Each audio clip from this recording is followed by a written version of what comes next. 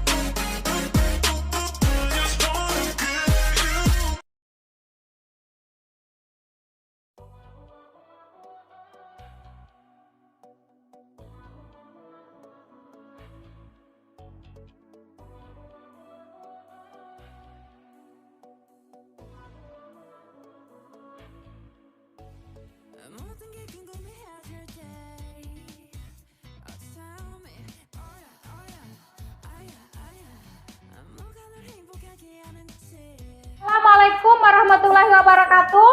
Waalaikumsalam warahmatullahi wabarakatuh. Bertemu kembali dengan Ibu Zalia dalam mata pelajaran Bahasa Indonesia. Baik, apa kabarnya hari ini? Alhamdulillah luar biasa. Allahu Akbar. Oke, sebelum kita memulai pembelajaran pada hari ini, kita akan berdoa terlebih dahulu. Silakan kepada ketua kelasnya untuk memimpin doa.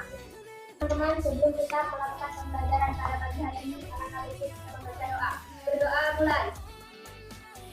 Berdoa selesai. Alhamdulillah, semoga pembelajaran kita pada hari ini mendapatkan berkah dari Allah Subhanahu wa Ta'ala. Amin. Oke, baik, sekarang Ibu akan absen terlebih dahulu. Tri Sahrini, Rika Ardila, Sulistiawan, semuanya hadir ya hari ini? Ya, Bu.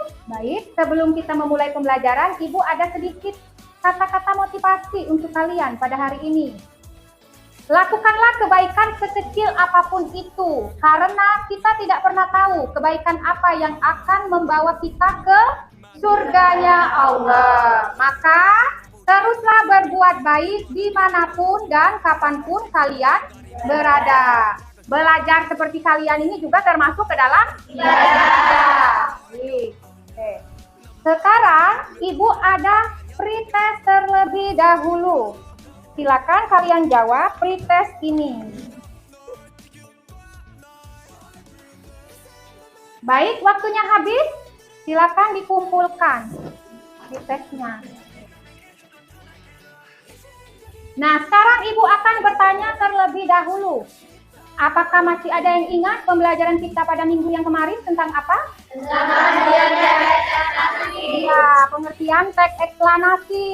Coba sebutkan yang lebih jelas. Ya, ayo Rika. Teks eksplanasi adalah teks yang menceritakan tentang fenomena alam.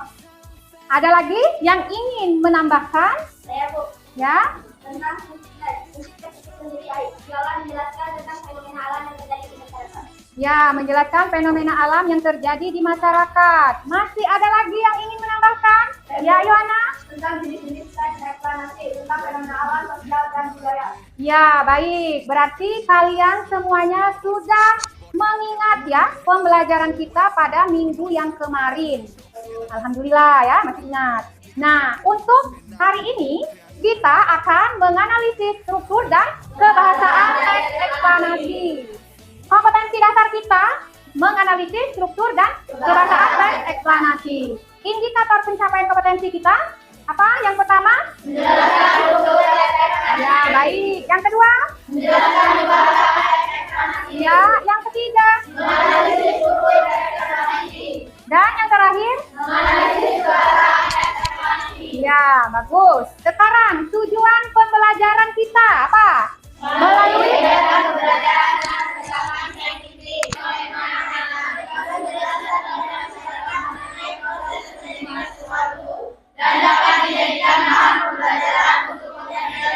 informasi suatu fenomena ya, memberikan penjelasan kepada masyarakat mengenai proses terjadinya sesuatu. Terus metode penilaian untuk penilaian pengetahuan apa? Terus keterampilan dan penilaian sikap tidak pengamatan. Nah, untuk hari ini menganalisis struktur dan kebahasaan teks eksplanasi. Sekarang Ibu kasih semangat dulu. Esangka? Bisa. Esangka? Hebat. Esangka? Bisa. Hebat. Ya, bagus.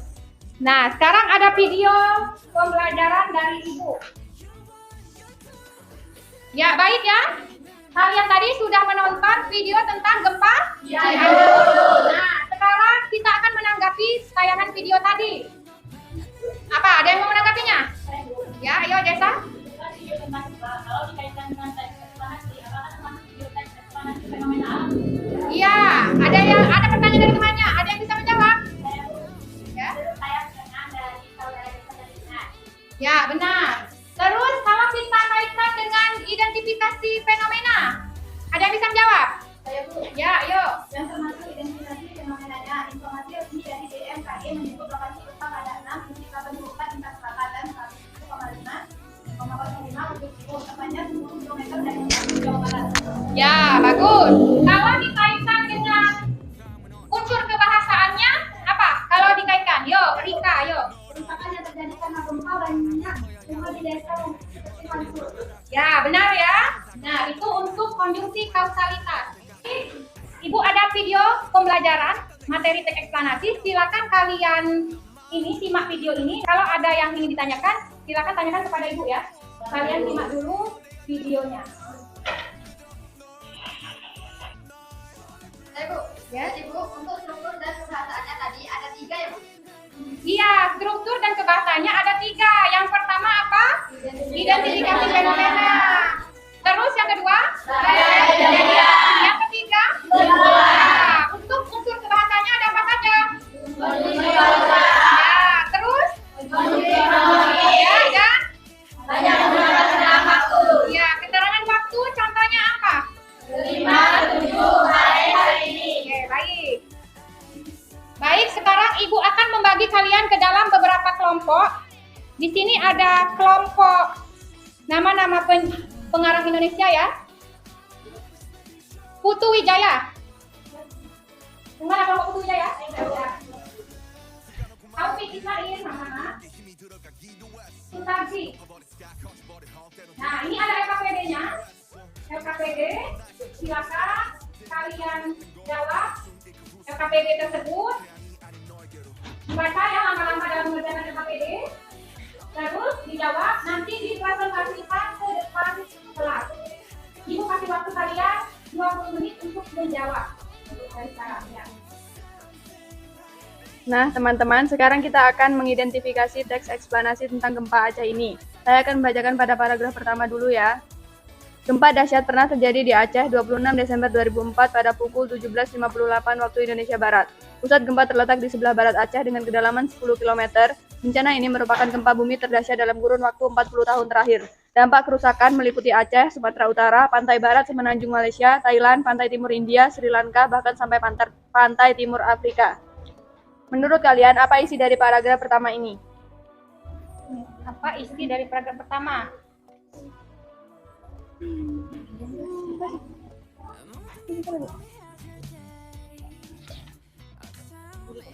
Menurut saya, pada paragraf pertama menjelaskan kapan peristiwa gempa terjadi dan dampak yang dihasilkan secara umum.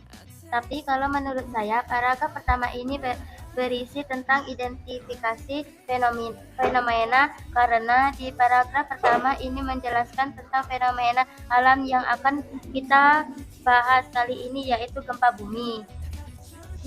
Jadi, Pak? Saya setuju dengan pendapat delima karena dalam paragraf pertama dijelaskan jenis peristiwa alam dari peristiwa alam mengenai gempa bumi. Ya, maka menurut saya dalam paragraf pertama disebut dengan identifikasi fenomena. Jadi kesimpulan yang telah kita sepakati itu bahwa pada paragraf pertama itu termasuk identifikasi fenomena.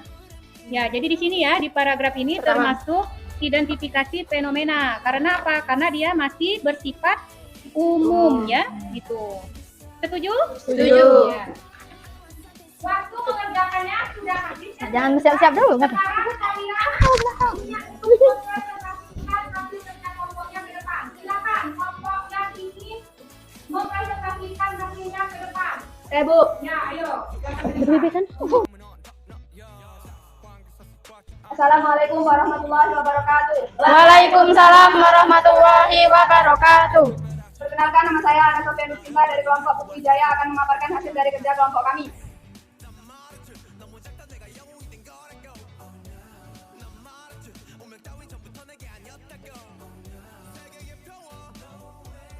Alhamdulillah ya, diskusi kita hari ini berjalan dengan lancar. Sekarang kumpulkan dulu LKPD-nya. Nah, baik. Sekarang Ibu akan memberikan apresiasi untuk kita semua karena kalian telah menjalankan semua proses pembelajaran kita hari ini dengan baik. Oke, sekarang Ibu tanya dulu.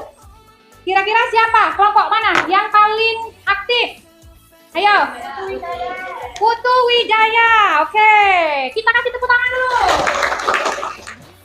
Nah, ya Putu Wijaya. Terus teman-teman yang aktif siapa? Teman-teman yang aktif kira-kira menurut penilaian kalian tadi. Teman yang aktif. Ayo siapa? Teman yang aktif.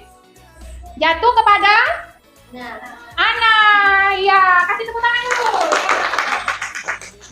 Terima kasih sama-sama. Nah, baik ya. Sekarang kita kan sudah melaksanakan proses pembelajaran dengan baik. Kita kasih semangat dulu. SMK bisa. SMK hebat. SMK bisa hebat. Nah, baik.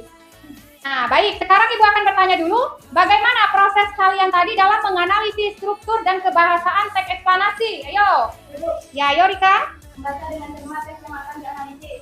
2. Mengidentifikasi setiap kalimat dalam paragraf. 3. Menamai setiap bagian sesuai dengan paragraf. Jadi menamai setiap bagian sesuai dalam paragraf. Ya, siapa tadi yang menanyakan struktur dan kebahasaannya? Ibu, Ya, ayo, ayo. struktur teks eksplanasi terdiri dari 1. Identifikasi fenomena. 2. Peristiwa kejadian atau urutan sebab akibat. 3. Ulasan atau interpretasi. Sedangkan 1. Menggunakan konjungsi kronologis. Misalnya, sebab, karena, dan lain-lain. 2. Menggunakan konjungsi kausalitasi. Misalnya, kemudian, lalu, setelah itu, dan lain-lain. 3. Menggunakan banyak keterangan waktu. Misalnya, kemarin, pada bulan keempat, kelima, dan lain-lain. Oke, baik.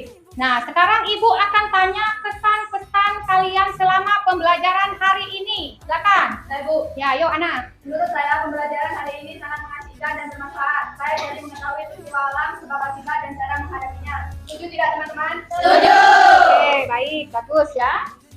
Nah, anak-anak, sebelum Ibu menutup pembelajaran hari ini, Ibu kasih tugas kalian untuk minggu depan ya. Kalian baca-baca lagi tentang langkah-langkah dalam menulis teks eksplanasi. Jadi minggu depan itu, pertemuan selanjutnya kita masih membahas tentang teks eksplanasi, tetapi kita akan menulis ya. Menulis teks eksplanasi. Mengerti? Mengerti. Jadi sekarang Ibu ada post test. Nah, Ibu ada post test. Silakan jawab post test ini. Baik, waktunya habis ya. Silakan kumpulkan post testnya.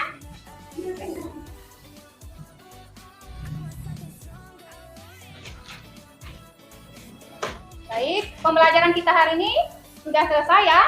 Ibu akhiri. Wassalamualaikum warahmatullahi wabarakatuh. Waalaikumsalam warahmatullahi wabarakatuh.